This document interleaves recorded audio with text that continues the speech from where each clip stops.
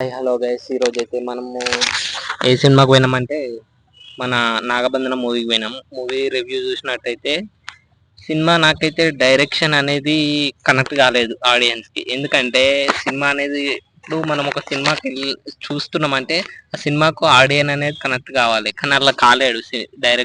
Director connect చేయలేడు, నిజం చెప్తున్నా. ఎందుకంటే నాకు అంతా కాన్సెప్ట్ అంతా మంచిగా ఉంది, కాకపోతే సినిమాను ఆడియన్స్ కి కనెక్ట్ చేయలే డైరెక్టర్ అభిషేక్. కానీ సినిమా ఒక రకంగా చూసుకుంటే సైంటిఫిక్ ఓరియంటెడ్ సినిమా అయితే చాలా బాగుంది.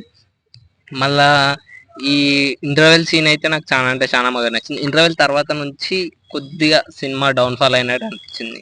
ఎందుకంటే ఇంటర్వెల్ తర్వాత అంతా స్టోరీ లైనప్ మారిపోతుంది. ఇంటర్వెల్ ముందు ఉన్నది ఇంటర్వెల్ తర్వాత మళ్ళా కాన్సెప్టే వేరైపోతుంది. నేను అసలు నిజం చెప్పానంటే ఆ బ్రహ్మకమలం అనేది అసలు అదే మెయిన్ థింగ్ అనుకున్నా, కానీ ఈ డోర్స్ ఓపెన్ చేయడానికి మెయిన్ థింగ్ ఇది. కాకపోతే మళ్ళీ ఇంకా డోర్స్ ఓపెన్ చేయలేరు, అది పార్ట్ 2కి పెట్టారు. అందరు స్టోరీ చాలా లెంత్, మళ్ళీ లెంత్ ఇట్లా చాలా లెంత్ ఉంది. మళ్ళా సినిమా చూడనంటే ఫ్యామిలీ ఆడియన్స్ అంతా చూడొచ్చు ఒక రకంగా. ఎందుకంటే ఇది మన హిస్టరీ, మన సనాతన ధర్మం గురించి అంత స్టోరీ లైనప్ అనేది ఉంటది.